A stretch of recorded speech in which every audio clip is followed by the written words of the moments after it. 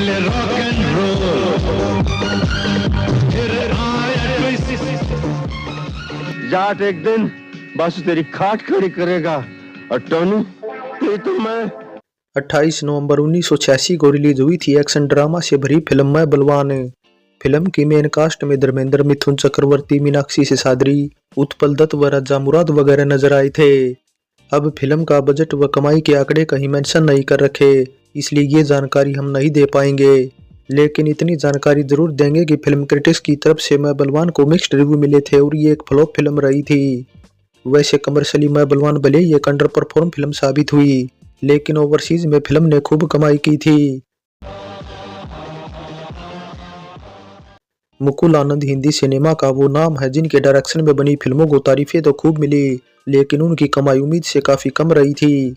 बता दे बतौर डायरेक्टर मुकुल की डेब्यू हिंदी फिल्म कानून क्या करेगा थी, जो 1984 में रिलीज हुई थी। लेकिन फिर एक बात यह भी है कि मुकुल ने इससे पहले मिड 70s में डायरेक्शन में कदम रखा था और वे मां की सौगंध फिल्म बना रहे थे, मगर कुछ वजहों से ये फिल्म डिले हो गई और फिर इसे मुकुल के भाई रवि आनंद ने हॉलैंड में एक्स्ट्रा सीन शूट करके री एडिट करके और रीडिजाइन करके 1987 में रिलीज किया था।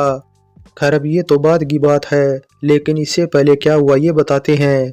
कानून क्या करेगा के बाद मुकुल ने एतबार फिल्म का डायरेक्शन किया था और फिर सल्तनत व मैं बलवान बनाई थी। सल्तनत और मैं बलवान दोनों ही फिल्मों में धर्मजी थे और ये दोनों ही फिल्में उनकी पहले वाली फिल्मों से काफी अलग थी, जिसमें मैं बलवान तो एक टिपिकल मसाला फिल्म भी थी। इसलिए सल्तनत के फ्लॉप होने के बाद धर्मजी को उम्मीद थी कि ये फिल्म जरूर चलेगी, क्योंकि रिलीज से पहले इसकी काफी ज्यादा हाइप थी और लोग बाग इसके रिलीज का बेसब्री से इंतजार कर रहे थे। लेकिन इसके बाद जब फिल्म रिलीज हुई और बॉक्स ऑफिस पर जादू नहीं चला पाई, तो फिल्म के प्रोड्यूसर पन्नालाल मेहता ने केवल डायरेक्टर मुकुल आनंद को ही दोषी ठहराया और कहा कि मुकुल फिल्म को वैसा नहीं बना पाए जैसा वे चाहते थे। फिल्म में इमोशंस की भी कमी साफ झलकती है, जबकि मुकुल की जिद की वजह से फिल्म का बजट भी काफी बढ़ गया था।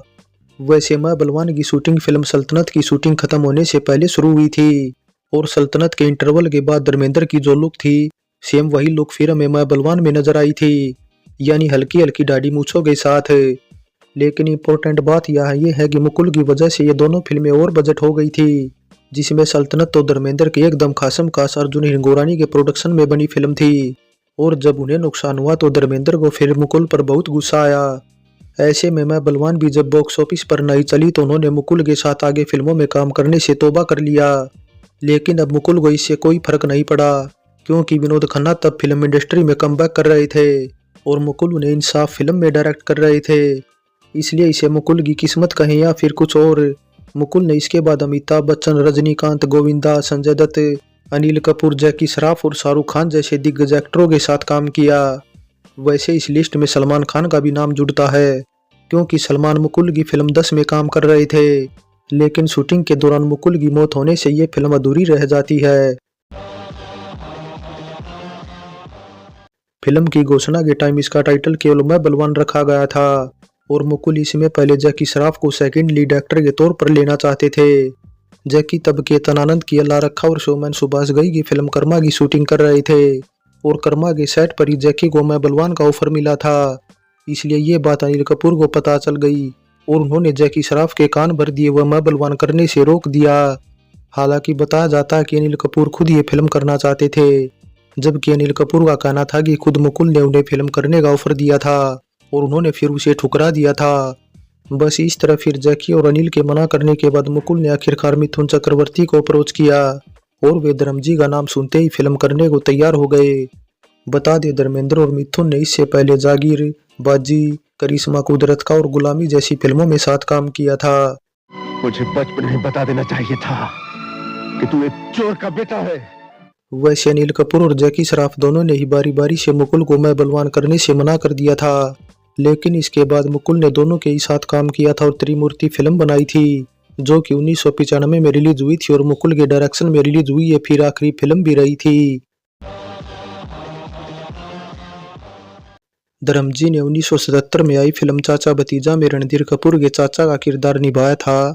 वहीं मैं बलवान में धर्मजी मिथुन दा के मामा के रोल में नजर आए थे। बता दे धर्मजी रणधीर कपूर से जहां 12-13 साल बड़े थे, वहीं मिथुन दा से 15 साल बड़े थे। लेकिन इम्पोर्टेंट बात यहाँ ये है कि धर्मजी ने ये दोनों ही रोल अपने स्टारडम के दिनों में निभाए थे। मैं उनका भांजा बोल रहा हूँ। चिंफॉन भांजा? Yes sir. ये कैसे हो सकता है? ऐसा ही होता है सर। वैसे मिथुन से धर्मजी को कुछ ज्यादा ही लगाव था, जो आगे चलकर वे त्रिनेत्र फिल्म में मिथुन के बाप के रोल में नजर आए थे।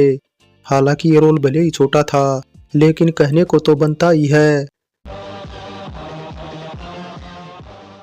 फिल्म में बलवान में संगीत दिया था बप्पी लहरी ने, वहीं गाने लिखने का काम किया था अनजान ने, जिनके लिखे 6 गाने रखे गए थे ऑडियो एल्बम में।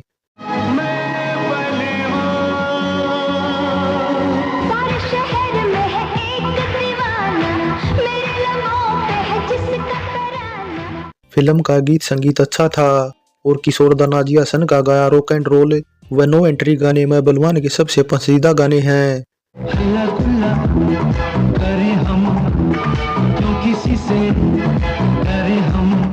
वैसे संगीतकार बप्पी दा ने तब पाकिस्तानी गायिका नाजिया हसन से केवल मैं बलवान के ही गाने नहीं गवाए, बल्कि इल्जाम, दिलवाला और साया के गाने भी गवाए थे। दिलवाला का टुनाइट प्यार करो तो ऐसा गाना भी था जिसे नाजिया ने अपने भाई जोहाब हसन के साथ मिलकर गाया था। दरअसल बताया जाता है कि दोनों भाई बहन तब हॉलीडे मनाने भारत आए हुए थे। वैसे नाजिया इससे पहले भी बॉलीवुड में कई हिंदी गाने गा चुकी थी, जिसमें फिरोज खान की फिल्म कुर्बानी का आप जैसा कोई मेरी जिंदगी में आए और कुमार गौरव की फिल्म स्टार का बूम बूम, जाना, खुशी और कोई नहीं जैसे गाने थे।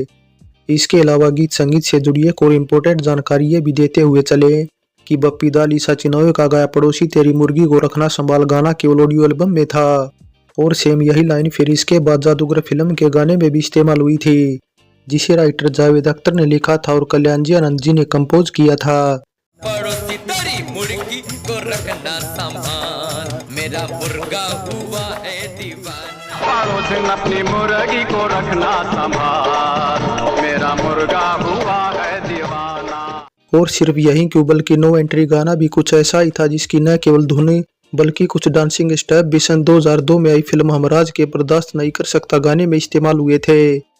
फाइनली फिल्म में बलवान में धर्मेंद्र और उत्पल दत्त की कई सीन में कॉमिक टाइमिंग अच्छी है, तो मिथुन दा ने भी अपनी डायलॉग डिलीवरी और डांस से अच्छा प्रभाव डाला है। इसके अलावा रजा मुराद ने भी अपना रोल बखूबी निभाया है, लेकिन मीनाक्षी सादरी के लिए फिल्म में करने को ज्यादा था नहीं, वे केवल गाने और कुछ सीन तक ही सीमित रही।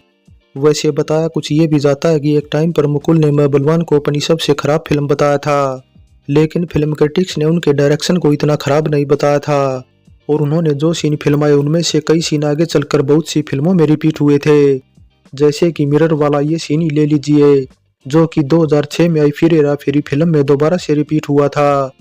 सो मैं बलवान फिल्म पर हमारी ये पेशकश कैसी लगी नीचे कमेंट कर बताएं। अच्छी लगी है तो लाइक करें, शेयर करें। चलते हैं, फिर मिलेंगे एक और नई वीडियो के साथ।